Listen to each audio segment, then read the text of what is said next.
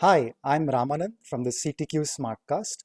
Today I have Adithya Venkatesan with me to talk about all things employer branding.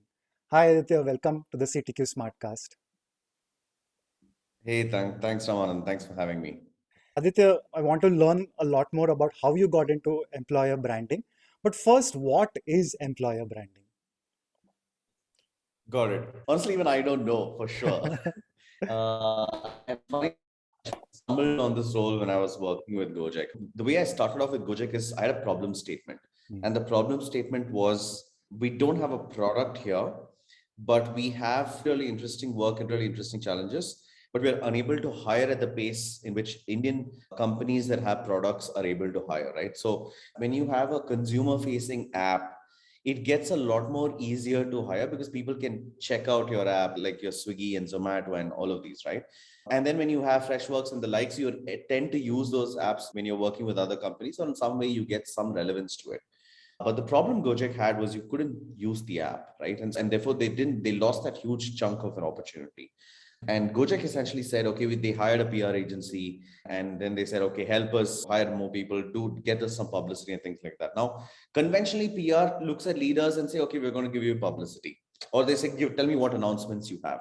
Now, Gojek didn't really have announcements. What do you announce? But then they realized, okay, this is not working out, and we need to figure this. And so they said, okay, let's look at some marketer to do this. And that's how I joined Gojek. And they said, okay, look, this is our problem statement, and we need to hire more talent. Let us know what we should do. And that's how I joined Gojek.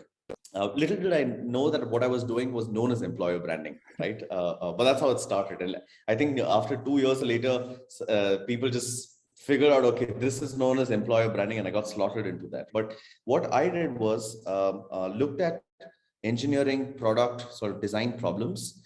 And I said, okay, these are interesting challenges and problems. And then I took typical marketing conventional sort of tactics and merged both of them together, and that became the genesis of how we looked at this whole employer branding role. Now, what does the role mean? Look, I've spoken to, I think, about 8 9 unicorn companies now, more than 2 dozen odd startups, and everybody has a version of how this needs to be done, right? Some of them want this role to report into HR because they're like, okay, it's all talent related. Some of them want this role to report under a product, right? Because, okay, uh, we can get to know about product. Some of them reported into engineering because, hey, companies like Gojek and they've tasted a lot of success around it. So maybe that's where it needs to be. Some companies report into recruitment because ultimately it's a recruitment job. Some companies report into marketing because, okay, we need conventionally marketing tactics and the external facing social channels. So you have to have great content and copy, and we can't define it anywhere there. So yeah, everyone has a different take on it.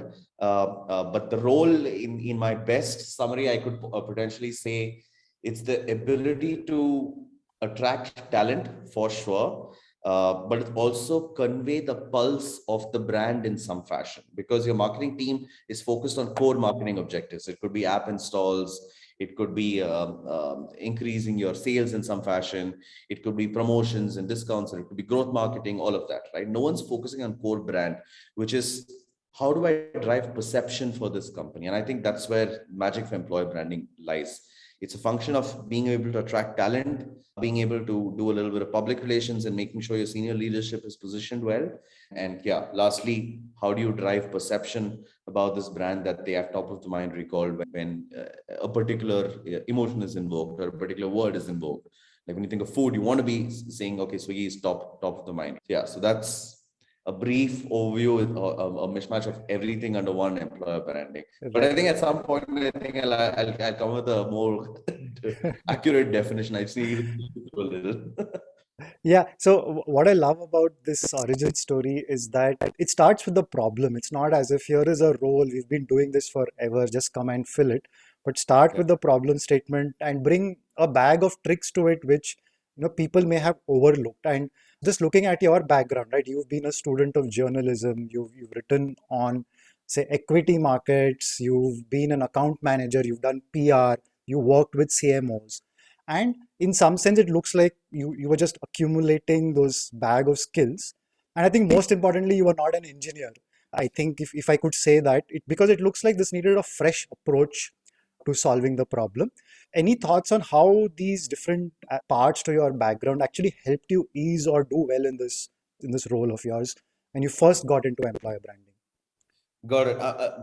Huge, right? I think all of these decisions that I made ultimately accumulated to where I'm getting now. And I wish I could have done this a long time back, but then I always felt like every defining moment I took in my career was also a huge function of luck. And I'll walk you through that. So I started off with journalism because I did journalism. So that was an easy decision. But the beauty is when I joined Reuters, I wasn't doing conventional sort of journalism. I was reporting on equity markets, but not a typical reporter in that sense. But I got a nose for numbers. So I started understanding numbers and the importance of numbers. And that really helped because it gives you the ability to win trust with senior leadership, right? When you quote numbers, when you quote data, at some fashion, they understand, okay, my industry, right?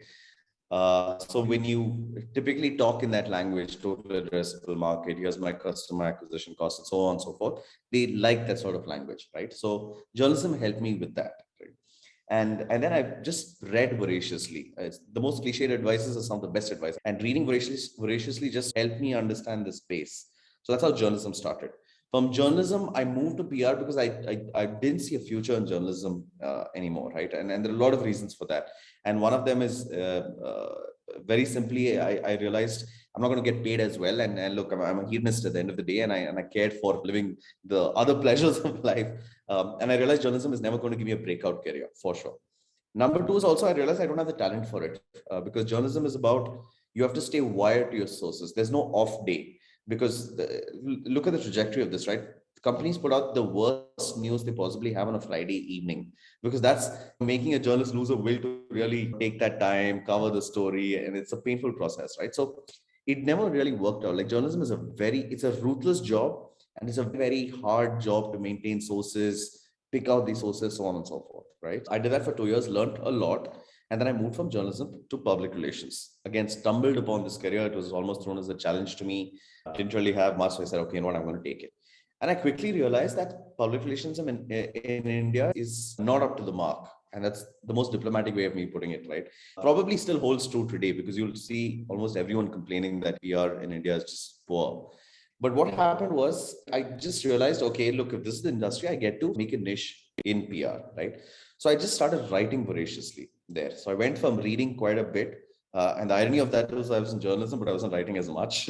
But I moved to PR and then I started writing. So I did a lot of shadow writing for a lot of senior leaders in the industry. So I did that for a whole bunch of folks.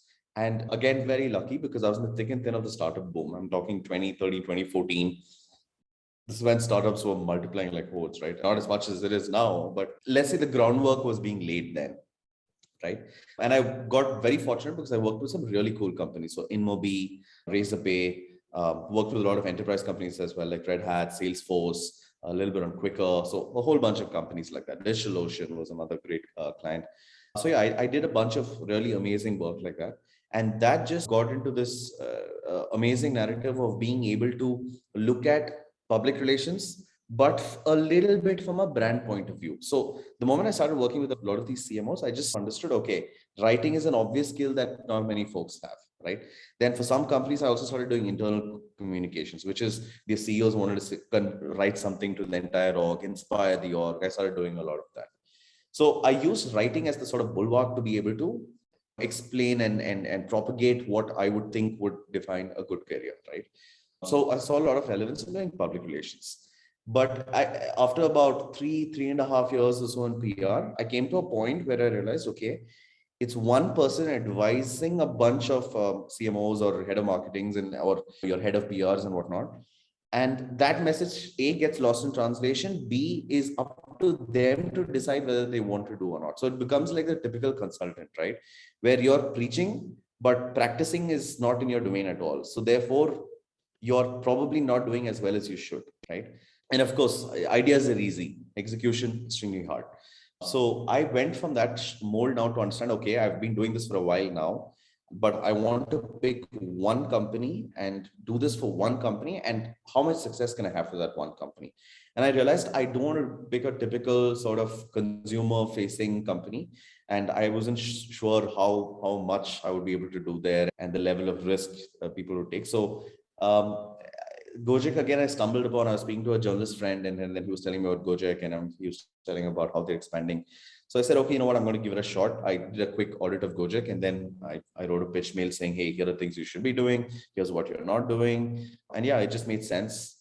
And then that's how I came to Gojek and joined Gojek. And in Gojek, yeah, started with the problem statement. Had no idea what it is Gojek wanted to do at that point. But then as we started building upon this, all these pieces came together. Lovely. You also mentioned the fact that for different people in the organization, employer branding fits in different places. It could be talent acquisition for some, HR for some, maybe product for others. So clearly there is a role, or the tentacles of the employer brand function actually span all through the organization. I almost see it like an embedded journalist in the with that military war teams take along with themselves to tell their side of the story, because someone's got to be on your side telling your story. Now, one question I had was that, do you think employer branding has always been a sort of a unmet, unfulfilled need, unspoken need? Or has something changed in the last decade with lots more competition for talent? We're actually at the very peak of it this year in the last couple of years. So do you think it's always the need for it has been around always, or is it, something has changed to bring it to the forefront? For sure, I think the last 2 years, a lot has changed, right?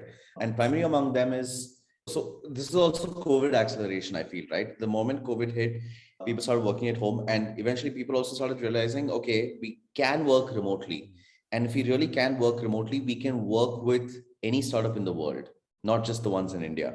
And if we can do that, we can command significantly higher salaries. So what people started doing is they had, at least initial days, then later it became crazy, right? People started working like crazy. But initial days, people realized they had a lot of time.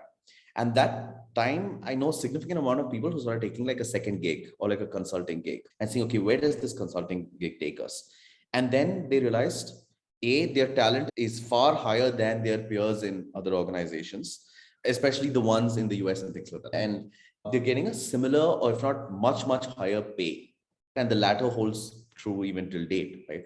And yeah, and therefore everyone just realized they're far more employable and in perpetuity. So now the arbitrage is, what are you offering me apart from just money? Because I know I can get that anywhere. So the moment that came into the forefront, everyone realized, okay, we need to narrate our story better. Here's why it makes sense for you to be associated with the company. Now, if you look at someone who is really good, right? Let's say a senior leader, employable anywhere, can walk into any organization, they're happy to hire them. These kind of folks want to be associated with companies that have an interesting story. Number one, they want interesting problems and challenges. Let's assume everyone has the ability to offer you interesting problems and challenges. Obviously, pay and all of that, anyone can again offer you a great pay. So the only real difference became how is my company more interesting? Number one, and how many like-minded people can you come and work with? So then culture with a combination of peers and all of these interesting other visions that we have for the company mattered so much more, right? So once those came in the forefront, employer branding became like a big deal to have, because typically otherwise your organizations focus on marketing and then they focus on a facet of public relations, which sort of worked, didn't work, took its time, sometimes didn't take its time and did not work, so on and so forth. But now everyone wants to build out a talent branding side which accelerates this whole idea of, here's what my company stands for, here's how we're different, here's why we have interesting challenges and we're doing interesting things. And yeah, that's I feel like now all the companies I've spoken to are figuring out how it needs to work, and there is an obvious template to go about it, but the paucity of talent to be able to write really well and convey this is where there's chaos and where there is a dire need for a gap to be filled. So I'm from Pune, and Pune was legendary at one point for its shops too, for its customer service or lack thereof. In fact, there was a humorist who once said that the most neglected item in the shop was the customer. And Pune's come a long way off from there, where today customers will get noticed by the shopkeeper. And I think similarly, The employees were someone you could take for granted. You could throw out the scraps and you could have them come to you. But the power equation has definitely shifted in favor of the employees. So since you mentioned things like nature of culture, the nature of who will you get to work with and what do you get to work, it's a combination. So what are the foundations of a really good employer brand? Do you have to start with a really strong mission, Yeah. values, the things that people just did as an exercise and then put it on a plaque and forgot about it? Do they really have to take it seriously now? So the employer branding person, so this is where things get tricky, right? Hmm. Because an employer branding role is in some ways already set up for success. Hmm. In the sense, if you don't have this core foundation of a great culture, Correct. the employer branding person cannot come and change it. Correct. So this is a tricky thing. The employer branding person comes in to narrate what already exists. If what already exists does not exist, then the employer branding person cannot do anything. So in many ways, they're not really building much. But in organizations, they have the ability to identify and say, look, this is where things are not going well. These are the gaps in the organization. And so again, different organizations work differently, right? In some organizations, I've noticed the HR teams know what is missing, right? Because they do a dipstick analysis of what are the other orgs offering, and they have a fair idea to do this. In smaller organizations, probably they don't have that because HR is payroll and all of that, right? Because it's too small to have like HR and a team and things like that. This is where the employee branding person tends to shine, right? Because they're saying, hey, we need to do better by employees. We need to have a sort of code of conduct. We need to have a vision statement to rally around, things like that. But I still feel a lot of companies' mission, vision, and all are things that are these petty one-liners that someone just concocts out of nowhere, which I think it's good to call it like the Pune problem for all companies. It's just some random statement which does not make sense. And great companies have strong understanding of the importance of this. And an example for this is Stripe, right? Stripe's vision is to increase the GDP of the internet. What a beautiful line. And if you see all the activities they do is amazingly aligned to this whole idea about increasing the gross domestic product of the internet, which is transactions, and now they're getting into crypto and so on and so forth. And a lot of companies have pithy one-liners, just don't make sense. But yeah, it would be unfair, and I've said this before, right? It would be preposterous to suggest that an employer branding person comes and dictates how the culture of an org should function, right? And I've again also said this. Imagine an employer branding person comes and says, okay, you need to change engineering and this is how engineering should be done, right? Because then the organization has far more complex problems to solve. Yeah, but having said that, going through the exercise, which is figuring out all of these things, and as you rightly pointed out, an embedded journalist in the org, going through this fact-finding mission about how the org works as well. Because I don't know how many people you shoot a survey and then how many people will say this to HR. But when an employer branding person has to fish out stories, dig out, okay, tell me where are the areas you failed? Why has this product failed? What is not working in this product, right? You get to learn a lot more interesting insights. If that can be packaged, if this person has a seat in the table, if your founders are willing to listen and figure out a way in which we need to improve the org, then of course this role will shine, right? And then it also depends on how willing are the founders to be acceptable about these mistakes. For some reason, I've always noticed organizations want this varnished, clean image where they're saying nothing is wrong. Don't talk about anything that's wrong. Everything is perfect. But in Gojek, for example, some of the best success stories we've had from stories where we spoke about failures, where we spoke about things that are not working. And that just became very authentic because everyone just realized, okay, Gojek is doing great stuff, but hey, they messed up as well. But then, okay, wait a second. Why are they talking about areas where they messed up?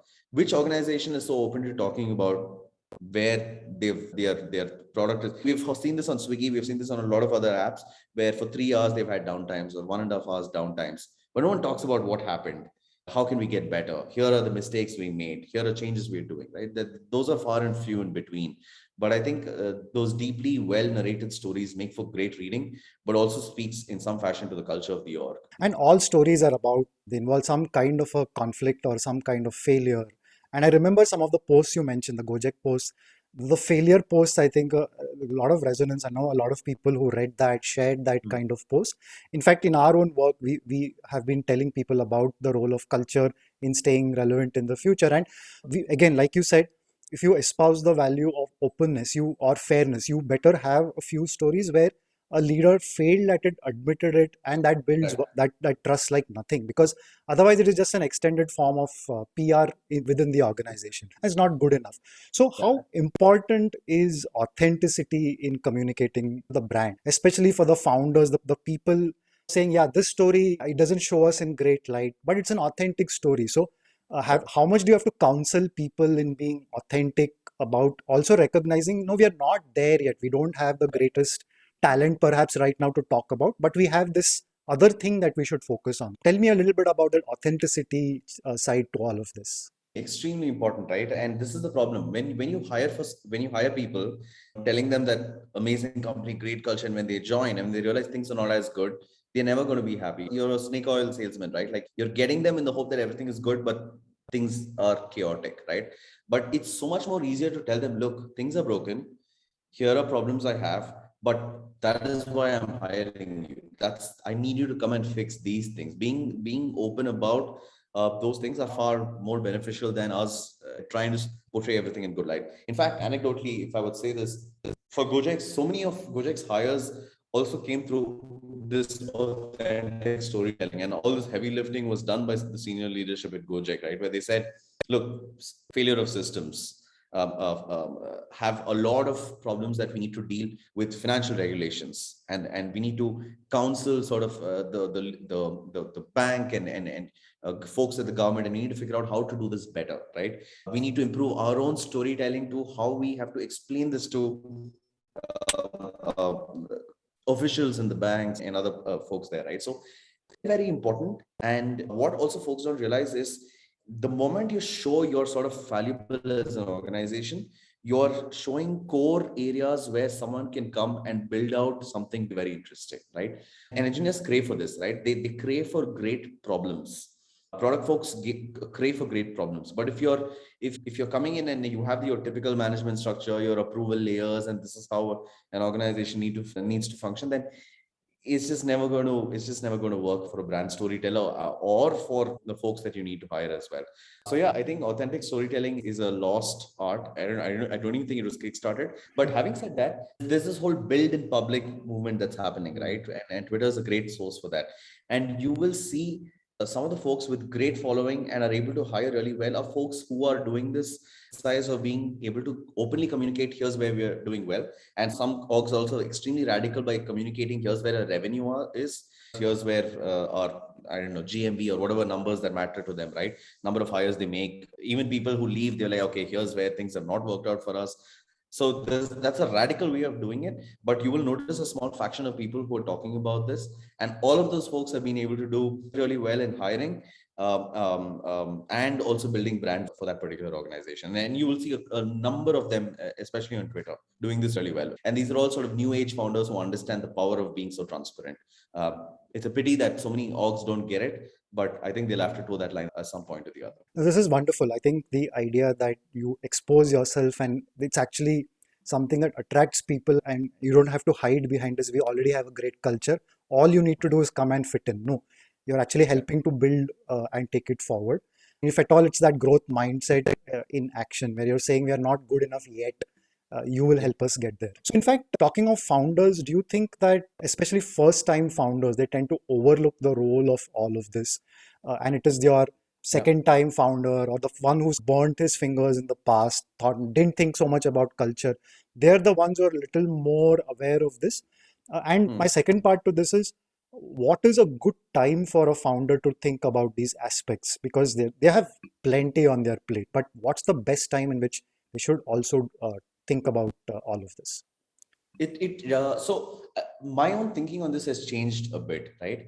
Initially, I would always say, don't ever think of sort of talent branding, at least when you're series B and later, right? But okay, so even that's a weird way of putting it. The definition of series A and series B also has changed so much, right? Because nowadays series A are all 30 million plus.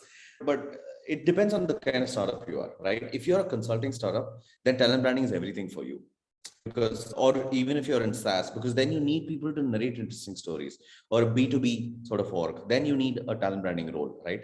Or you can change how this is structured. It need not be called a talent branding role. It can be called a brand role. right? So there is no clear answer to this. At one point, I did have a clear answer. My answer was simple: that look, this is not core job. You need to figure out product. You need to figure out marketing. All of these are important other functions. So therefore, conventionally, Series B, which would be what, 20 million or maybe lesser, there somewhere there. That is when you start figuring out, okay, I need to build out this role, and then you build it out as a branding role, and then maybe you structure it down to others. But if I look at the market now, I say probably even Series A companies need this, right? Because your need for talent is across the board, number one. Number two is now automatically, because you have across the board, you have talent branding practitioners who are also focusing on brand. You can't just focus on this side of things. It's impossible to build it out one way, right? So then you're saying, okay, then I need to hire a head of brand, and I need that brand person to focus on things, because my marketing team is now just focusing on growth, right? PR, somewhere there, here and there, leadership, all of that I can get, but I'd rather get one person for brand and get that person to focus on all of these aspects, including PR. So no easy answers here, but I know this for also the other side, right? Which is, considering this role is now hot and is now getting more popular, the kind of talent you need to get this on board, again, nightmare, right? Because, so for example, I'm trying to hire a content person, I think for now, for about 2 months, 2.5 months. Impossible to hire someone who knows good writing. I've gone to the point now, I've said, you know what, I'm just going to give up on this. I'm going to figure out whoever is figure out a good journalist, whatever they are earning, just 2x it and say, please, I can only throw money at you. Just forget journalism, come and do this at an organization. So there's no easy answers for this at all. And yeah, and your burn as well, because writing, at least nowadays, is changing. But before, people who had about, let's say, 5 years experience, they used to get less than 15 to 16 lakhs max an annum, which is nothing, right, compared to what the value that a good writer adds. Immense value, because they are storytelling core aspects that others just can't. So one is the paucity of talent, and two is, for a series A start of 15 lakhs to get that one employee to do this is not a big deal. They can afford it very easily. So I guess right from the get go, because that's the nature of the market, and you have no other choice but to swim in this market and figure out among all the problems that you have. Yeah, so folks listening to this podcast and listening to Aditya, it's not just a war for engineers, it's also a war out there for a good anyone who can write reasonably well. And actually, I'm surprised that we're talking about this in 2021, that we need people who can write and read, right? It's if we've regressed. But so, while you get these specialists to come and capture and tell the stories, one thing that you manage to also do at Gojek, and I'm sure you will be doing this later as well, is to get people from the company to contribute, right? To use them to help them tell their stories. So I remember reading one of your blog posts where you talked about the different ways in which you got people to contribute. And I think it's wonderful because, again, it's back to that authenticity. You can only amplify their stories. You would probably help them tell it better, but it has to originate with them. And we also know this is not in their top 10, top 100 list of priorities. So tell me, how did you manage to rope these people in? What did you do that work? Got it. So again, I would say undue credit to me, because what happened was, again, high ownership bias, right? Everyone who joined, just the beauty of the org was structured like that, right? Which you told everyone, you are an owner. Don't behave like an employee where you need to be spoon fed and you need adult supervision. No, you have to figure out what things need to be done. So the moment folks realized, okay, I am the owner of this problem or this product or this sort of function, I need to do well and abide by this. So all I did was came and said, there is the only way you're going to be able to hire for your team is if you're able to write and generate content. And that is the only way you'll do it. So that's number one. So seeding that idea became important, right? So that's number one. Number two is, for some people, I had to incentivize them, saying that, okay, look, I'm going to write all this, but why should I do it? So then I said, okay, we'll give you Amazon vouchers and things like that. And then we sweetened the deal by saying that if you have like good, deeply researched articles, you'll get like an iPhone or like a Samsung phone, all of that. So that just added this layer. But let's be real here. We are talking to engineers, product managers who earn a significant amount, that they don't need your pity 2,000, 3,000 rupees. It's not important.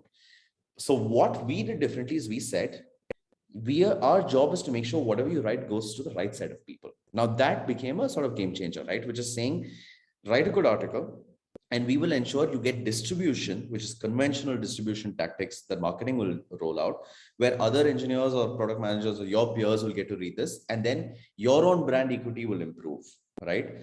And the subset of that is the org's brand equity anyway improves.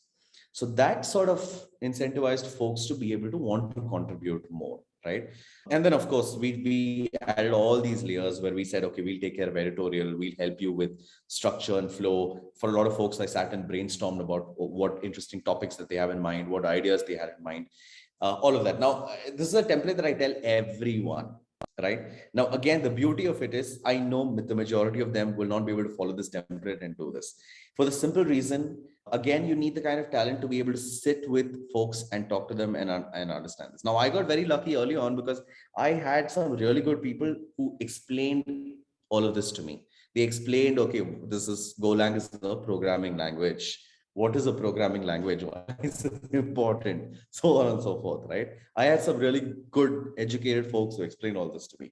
And then, of course, I had the obvious curiosity to want to go and read and build this, and then talk in a language engineers will understand, ask them the right kind of questions, prepare for all my meetings, not to appear so stupid and waste people's time, all of that jazz.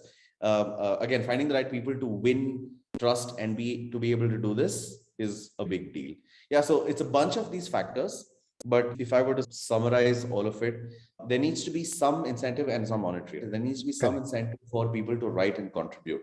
And if you are saying that I'm going to be able to market this, I'm going to be able to promote these things, and I'm going to be able to build some brand for yourself as well, there's that outlet now for good engineers and product managers for their work to be seen to the market. And yeah, that's where I think we are really well.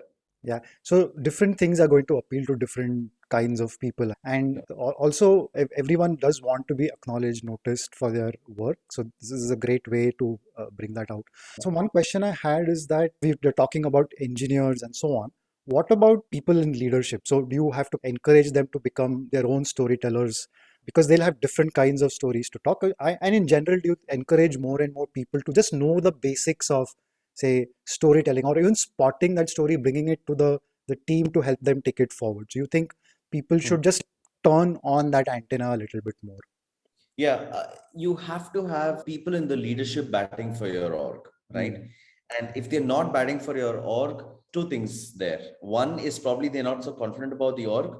So that's number one. And number two is, of course, they don't have the time and they don't realize the importance of doing this in the public domain. And for us, this became very easy because we had a bunch of leaders who just understood, okay, I really like the org. And now, because I can't just say that I like the org, I have to show, I have to demonstrate and say why this is interesting. The how became very important. So in this sense, it was, okay, we need to hire, let's say, a senior product manager. Uh, how would we go about doing this? All the conventional ways. And then people realized, okay, look, product manager itself is like such a new thing, right? You otherwise we are falling into the trap of program management. So then we'll say, okay, draft a JD. Again, now JD, how many people read, and what, how do you structure this problem? What do you write? So then he said, okay, so tell us what makes for a good product manager. And then they'll come up with, okay, this is what a good product manager should be like. So then my job became very easy. Okay, look, great article. We can put this out. Why don't you go talk about this on social media? And why don't you put a tweet storm, or put it on LinkedIn and says what makes for a great product manager, or what kind of product manager you're looking for. And then all your marketing activities then to go. We'll share that post, we'll promote that post, so on and so forth.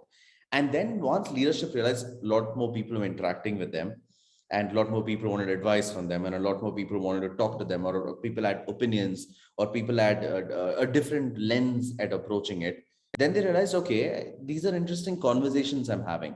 So now I'm willing to dedicate a certain portion of my time to do this on social media, because I am also in some sense learning something, but also in a broader sense, I'm able to hire better. I'm also putting out how I think this needs to function. And there's an audience who's listening to me and is captivated by what I'm saying. And of course, we had to build this out at Gojek. And of course, we had to look at all our leaders and say, hey, here are interesting things you can talk about. Hey, share this article, please. Hey, do you have an opinion on this? Hey, do you have a framework on how this needs to work, and so on. And all of them just aligned. I hate that word, but all of them just came into this idea of how this needs to work. And yeah, it just helped me as a brand marketer, because then I immediately had ambassadors for the organization who went ahead and made their own share of noise, and it all just again came together with the function that I was trying to propagate. But yeah, initial days we did do this for a lot of leaders, especially getting them into conferences and talks just amplified that, but big leveler. And the beauty of it is again this, right? So I know enough stories where organizations try to structure this, and the way they do that is, a marketing person write something for me that I can post on social media. Never works, because a marketing person will never have that domain knowledge that your own leader has. And time again, people do this, and then I get this, right? Hey, did you see the CTO of this company put this up? And it was so stupid, because I'm just reading that and thinking, oh God, what is this utter rubbish? This is that a marketing person has written this, right? Right. At best, the marketing person can correct grammar, maybe improve structure and flow, maybe give some references to polish it, but that's where it ends. It has to come from the leader, and the majority of them don't get it. And if they do, then it's going to get easier for them. I hate the moment when you said, "Oh God, align," because it's essentially the kind of thing you would see in a very templatized document. And so I sense this running thread of keep watching out for differentiation, keep watching out for your authenticity. Don't sacrifice that. Maybe use a more mundane, everyday, normal word, but don't Yeah. fall in that PREs, corporates sort of thing. Since we're talking a little bit about leaders and the function is something that people understand intuitively what it brings to the table, but more formally, how does a function like this show its values? Because it's you're playing a sort of long game. You Yeah. don't have numbers like I want 5 applicants to my JD, right? That's not the best way to look at this. So in your opinion, what are the best signals or metrics that one should look at to assess this in its true sense? Got it. This is again, organizations tend to get this wrong, right? So the role you're hiring has to have a strong buy-in with leadership, right? So you need to hire someone whom the founder or the senior, whoever the senior leader is, right? Let's say if it's in a CPO's office, or a founder who does the hire, or if it's a chief marketing officer, whoever that person is has to have strong sense of this person is the right candidate for me. That's number one. If that does not work, and if you're hiring for a junior role and say do brand, it's never going to work. It has to be right there at the senior role, right? And you think of it like this: when you hire for a public relations person, the PR person has to in some ways engage with the CEO of the company, right? And with investors, and potentially all of that for startups typically, right? So if you don't have a strong PR person here who knows writing and things like that, it's never going to work. Very similar in that sense, as an example. The way has to be structured, and there's no other way to do this, is to figure out what are the core tenets this person will look at in the first 3 months, 6 months, 9 months, and 1 year. And the beauty of when I joined this first month, I was told, don't do anything, just observe the org. So I had nothing to do. In fact, for the entire year, I didn't have important. If you looked at my OKRs and said, okay, show me what you've done, like a conventional sort of marketing person or anyone would have just fired me. They said, okay, I don't see anything here. I don't see any value here. There's nothing you've really done.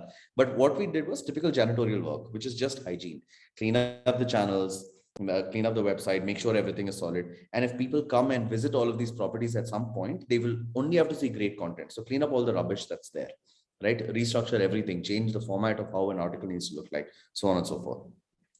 So even till date, when people ask me, tell me metrics that matter for this role, very difficult to say it, right? But I'll give it a shot, right? Like here are things that I think mattered. Number one is we looked at the number of resumes that came in via the website, right? So that will give you an idea. In that resumes, we looked at cost per developer resume, which is how many of them were developers only, developers, product managers, whoever.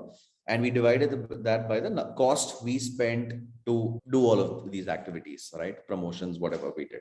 The third one would be how many of them are for tier one companies that we had categorized as tier one.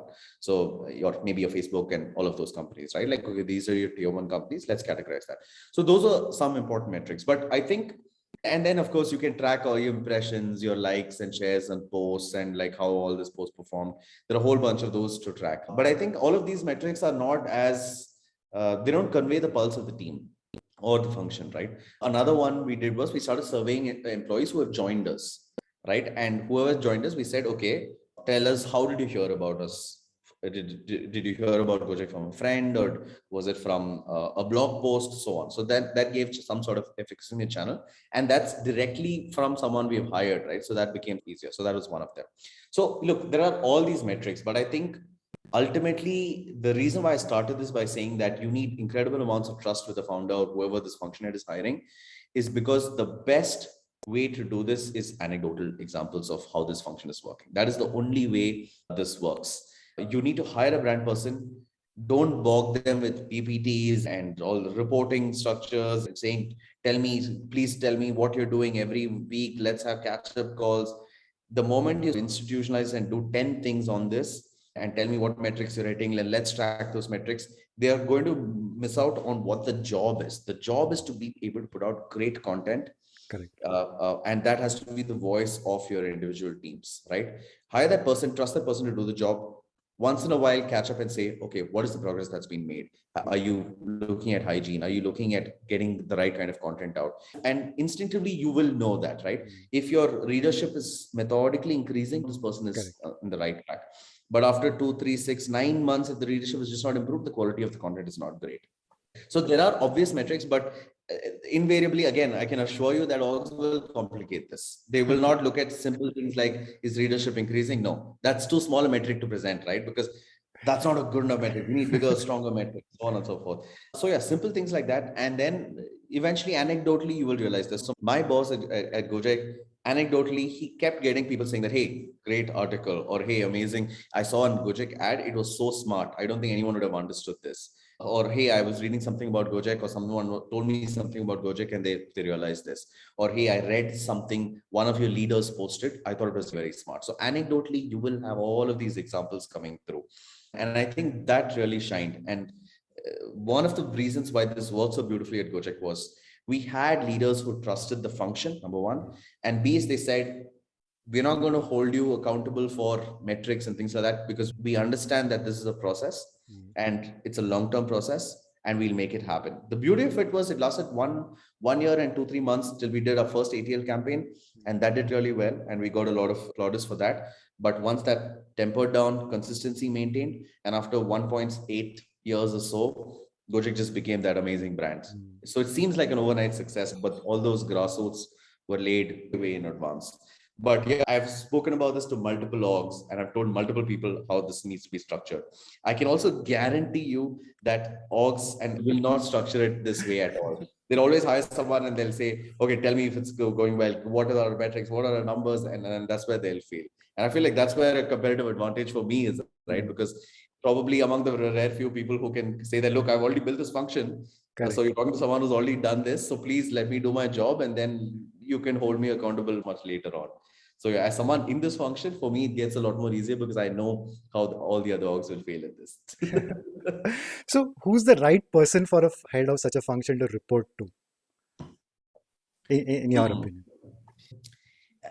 Okay, so again, I've gone through an evolution on this, and for it depends on the organization. So if an organization is completely engineering driven, like a consultancy, then it or like an engineering sort of consultancy, then it has to be with the engineer, right? If you're a product driven organization, let's say your typical Swiggy, Zomato, and everything, then it needs to sit with the product person.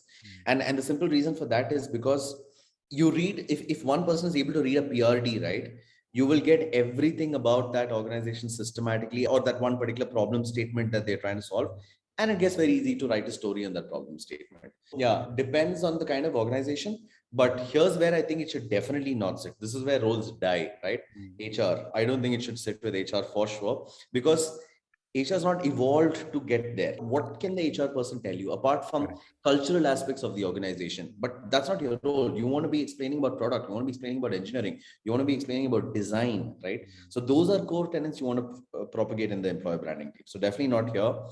Number two is definitely not with recruitment, because it has nothing to do with recruitment. You're a storyteller. Your outcome is recruitment, which I think the recruitment team anyway needs to look at. They need to look at those numbers. What is my funnel, and so on and so forth, right? So definitely not HR, definitely not recruitment. If it sits in the sort of CEO's office, I think that's great, especially for little small organizations, because then you're directly interacting with the CEO. Some of the best stories originate from there, right?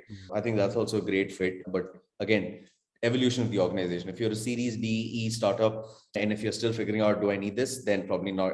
It will never sit with the CEO because the CEO himself cannot give time. So then you need to figure out other ancillary functions. So yeah, no straitjacket answer. And it's a slight indictment on some of these traditional functions that they haven't really bothered to find out what design does or what product does. And unfortunately, they should have probably been playing this role by now. But and I think we can go talk on and on about that. So we won't. Yeah, I agree. One question I had was that a lot of people who've done content around employer branding, especially pre-pandemic, the handful of them that were doing it, a big part of that was the site, right? Your how your place looks, these amazing facilities we've had, and at some point that tended to be a kind of a stand-in for culture, our foosball table. Yeah. So now with things gone distributed, has the narrative sort of changed more in terms of those intangible things you can't show? And how do you make it visible and tangible? Is that a challenge that you've had to encounter? Yeah, I think that's a phenomenal question, right? And I'll explain why. The beauty of going to an org and working in an organization is you get a lot of these sort of intangible benefits, these serendipitous moments that matter in an organization, right? Correct. In a virtual Zoom call, to build those relationships and trust is extremely complex and very difficult. Um, Great question, right? And I feel like this is where I feel cultural things that need to be done by HR teams, they're just not doing it. So, for example, there are I know a couple of folks. One of them is this folk called Sanket, who's built this really cool thing on Slack, which is like a pop trivia quiz on Slack, and it's a little bit of gaming, a little bit of interesting things on Slack, right? So a lot of folks have done very interesting things like this, but not enough folks have focused on how do I look at cultural aspects. And the closest folks have come to is, hey, we'll do a Zoom virtual party where we'll get some singers and we'll get some people and they'll sing and dance, and that's it. I have Netflix for that. There's no Correct. way this is going to happen on Zoom to make this work. So replicating the offline environment is extremely complex. And I think interesting things need to be done. And so, for example, the one thing I had is the HR team mandating that teams now have to come together Correct. and they have to play a board game together. They have to do this for half an hour or 45 minutes. Things like that, where you're looking at cultural aspects and when you're looking at team building, I don't think it's being done. And that is what happens in an offline environment in office. So Correct. building this out now, it needs to sit with HR. Right? And it's very difficult for talent branding to be able to dig out these stories because all those cooler moments are now dead, right? Correct. So yeah, my function is typically struggle to do this well. See how this goes. I don't have a direct answer. Right. Interestingly, one of the things that we happened to get into because we were helping one leader build a lot of awareness about the cultures that they had chosen was just to start a Slack channel for them and do some of the things that you mentioned in terms of running trivia and all that. But they also invited people to this a summary session about there's a book about Netflix, right? No Rules. And people were very curious to know what the culture at Netflix is like. And it's been spoken about at this book. So we spoke about that book, and in the process, there were all these stories that just came up about how candor was practiced in this organization. And candor happened to be one of the values both at Netflix and this organization. And that story, someone just captured it. We just turned it into a small shareable piece of content. And you have to organically lead them to those conversations. It cannot be, here's half an hour, please play a game. And at the end of it, we want these 5 things because it's back to that metrics thinking that you just spoke about a short while ago, right? You cannot replicate it. So I think, yeah, I think things are happening. How do you capture them and turn them into that seed of a great story is going to need a lot of imagination, I think, from a lot of folks. Yeah. Yeah. I actually love your example of doing this, right? I think it's a great example. Like, how many times has the HR team institutionalized this and said, people read a lot. Like, every company has this hashtag books channel, which I think is great. At best, what I've seen is one person comes and talks about a book, right? But how many times have you said, okay, individual teams, please have a session where you talk about the book, right? And make sure we'll allocate half an hour where it's not a company-wide thing, right? It's not one person speaking to the entire company, but every team has to pitch in, and it's mandatory attendance, and where you have to talk about these things. Like, that's forcefully being able to help culture. I'm talking about large organizations, right? These are the kind of things that you need to do, which I think is just not being done. Correct. Yeah. And I think everyone has something to contribute, but just get into this environment where you feel It's all about work. And I think that's where having seen other people get their stories out can have this sort of positive cycle. So, Aditya, about 10 minutes left. So, let me ask you a few more questions before I get to a more sort of personal set of questions. One is that what are the kinds of channels that you think companies need to invest in to get their story out? One is there is the world of PR, you have external established sources to go to. That's its own game. But if companies were starting from scratch, investing in their own channels, what sort of channels should you just absolutely have before you can think of bigger and broader things?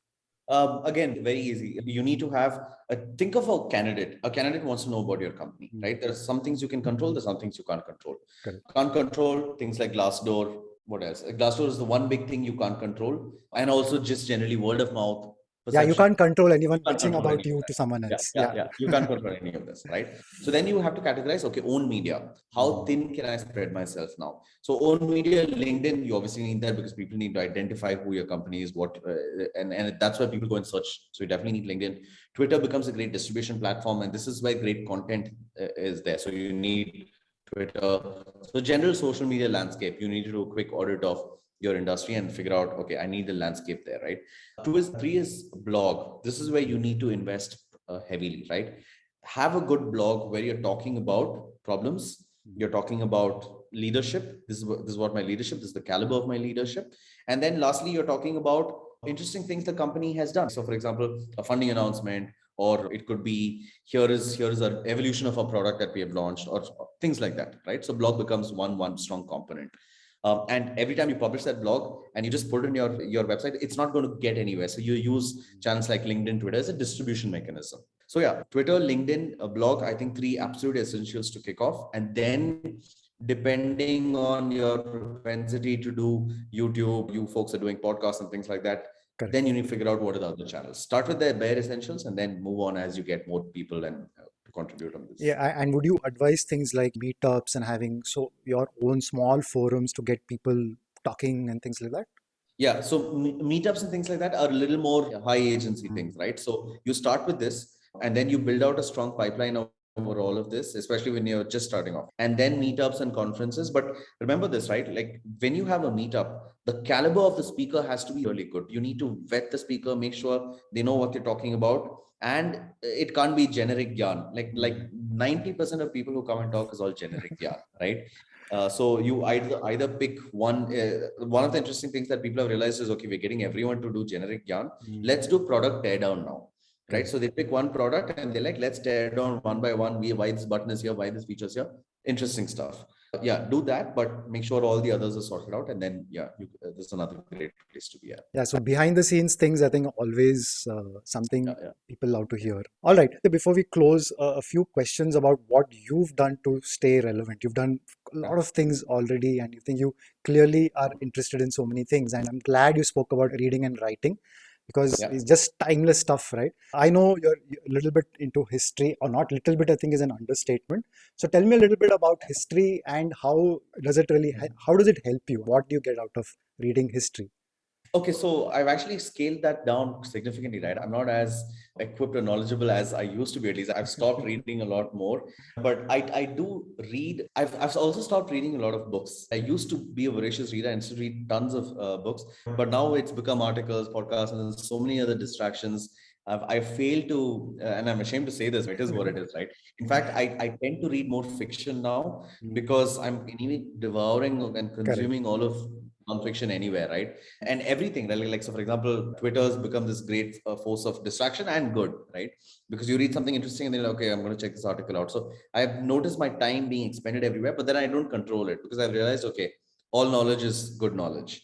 But yeah, specifically on why history has helped, it's able to deduce context for me, right? And if you read history, you will always notice there are five other tangents to a storyline. There is never one source of truth for history. Correct. It's not, and it's never arranged. So there's that this is that Freakonomics example, right? and they'll take two completely unrelated things, right? Like why are laddus being sold in India, and why are wrestlers in Japan being able to sell laddus, and they'll tie those two things. Sometimes it makes sense, sometimes it's stupid, right? But I feel like historical context gives you these tangents, and these tangents help you to explore other things. And I was a big sucker for geopolitics also, so I really wanted to understand geopolitics. And I think that in some ways things that I write also is I'm able to pull out context, historical context, because people love a great story like this. For example, Norse mythology. I love putting in Norse mythology examples because people also relate to it. It gets easier for people to understand and read it. And you will see a lot of people also doing that who understand these things, right? Alexander the Great and Byju's, what is similar between them, right? So yeah, typically love history. And in fact, one of my favorite genres is historical fiction, right? And it's this amazing category where it's a fictional story, but with real life historical events. And I love some books in that whole category. Would you recommend one or two of them? Would I recommend? Okay, one of my favorites is this book called Homecoming or Homegoing by Yag Yasi. Absolutely phenomenal book. Absolutely love that book. Also, William Dalrymple writes some really amazing stuff. The White Mughal is one of my favorites. So yeah, tons and tons out there. Great. You spoke about having all these articles open and Twitter rabbit holes and things like that. We also noticed that you have not neglected your LinkedIn. You keep posting occasionally. So you do practice what you tell your leaders to do. So one challenge is, right, just when you see something, capture it, have that tidbit, post. Is there by now a system for you where you do this very systematically, of time set aside? You have tools and bookmarks and things like that, or is it still fairly ad hoc? And if it's the former, you've worked out some components, can you tell us some tools, apps, approaches that have worked for you? Got it. Okay. Oh, this is a huge one. I have a whole bunch of frameworks on, not frameworks as much as how do I consume plus how do I post, right? But the simple rule is this. I've not done a good job at LinkedIn. I'll admit this. I have not done a good job because I feel like it's not, so the LinkedIn audience is there for, because they see, okay, you are a particular leader in your function, and we expect you to post things on that function. That's how LinkedIn is structured, right? But Twitter's not structured like that. Twitter's, you're a personality, and I want to understand as a personality, what are the facets you have? So things that go on LinkedIn and things that go on Twitter are completely different. But the way I've treated it, I'm like, both platforms are the same. I don't have time for LinkedIn. I'm just going to see whatever I post on Twitter, I'll just cross post that on LinkedIn. I've used that, which means in some ways you could say I've done a disservice to how LinkedIn is structured. But I honestly don't care much on how I look at LinkedIn. I'm more interested on Twitter, and I'll tell you why. The beauty of Twitter is whatever information I put out, right? Invariably, in a lot of cases, there's room for debate. And of course, for some people, this debate gets into an area where the people are just rude and offensive. But luckily, I've never got into that space, and I've been very fortunate in that space. But one is room for debate. So you get to engage and learn interesting things, number one. Number two is in some context, when I put out information on a particular story, I get to learn a lot more about that one particular story, because I've realized that a summation of people is far more knowledgeable. Correct. Right? And the Twitter feed crunches you to that 140 characters, or sorry, 280 characters, right? So invariably you consume a lot more, and at the same time, if you're interested and you click on one particular thing, you can see people responding and their opinions on that particular thing. So the information gathering and information that you're consuming is far higher on Twitter. And my simple rule on this is very simple. You read something interesting you think is very cool, you want to know more about it, post it on Twitter, people will tell you more about it. So I use it in that fashion. And the other ways, I also use it as a repository to be able to track how my own thinking is and how my own evolution is, of how I'm processing frameworks, how I'm processing principles, a product way of looking at things, like different things like that. But yeah, it's been really helpful for me. You mentioned history, you mentioned geopolitics. Any other domains in which you keep tabs on or take inspiration for the kind of work you do right now? I love reading annual reports of companies. I think treasure trove of knowledge, amazing. People don't do this enough, right? You read an annual report of a company, you will come out incredibly knowledgeable. The pulse, and especially for India, right? You read a Reliance annual report, you'll come back understanding an insane amount of knowledge, like who controls the TV empire, where are the levers for a particular business. So yeah, annual reports are a big deal. Podcasts, again, I listen to a lot of podcasts, but again, companies and things like that. Anything I want on the softer aspects of fiction, books. But yeah, geopolitics, history, companies, and how companies are built. And I do once in a while, I tend to listen to a particular product and how it's structured, where are its numbers coming from, who are the consumption patterns, all of this via podcast. But generally about companies is another area that really interests me. Very interesting. Are there certain companies or leaders that you look at who are doing a good job of employer branding that someone should start following just to get a sense of what the gold standard really is? I don't know about employer branding, but if I would look at branding as a whole, Mm, of course, I feel Kunal Shah does a fantastic job at mm, this, mm, and he's cracked this to a point where he sets the pace and sets the standard for what needs to be spoken as well. Right, that it becomes like a theme when Kunal Shah mm, talks about it, and fantastic job with this. But other folks, I think my own boss, Sidhu Punapa, right, mm, does a fantastic job at this because he understands that he's like the voice for engineering. mm, This is what he really understands.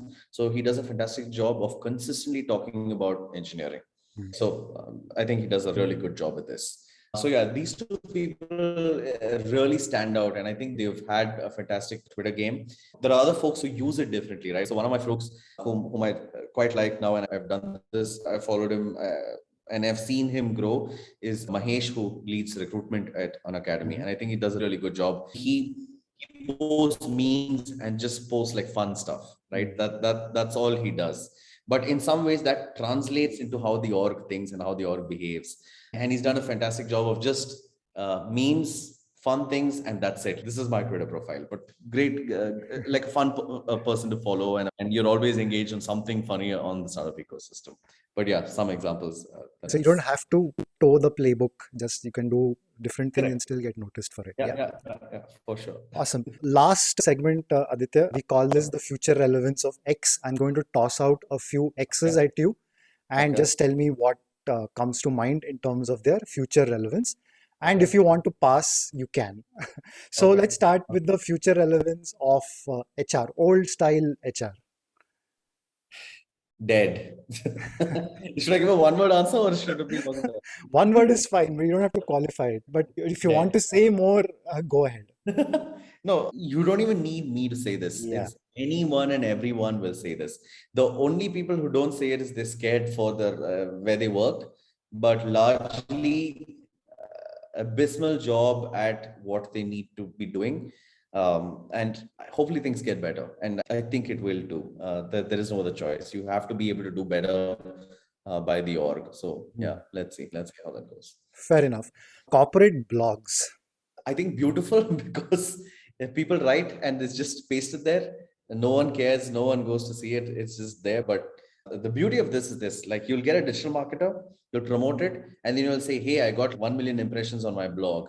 And finance are like, oh wow, amazing stuff. You got 1 million impressions, everyone's happy. But no one's read that story. It's a difference between reading a story versus impressions. Corporate blogs need to majorly reinvent themselves. But also, having said that, sometimes I feel it's not the marketer's problem, right? Hmm. What has happened, or the talent branding person's problem? What has happened is organizations of founders and leaders are so averse to talking about some things, they don't give you the opportunity to talk to narrate interesting stories.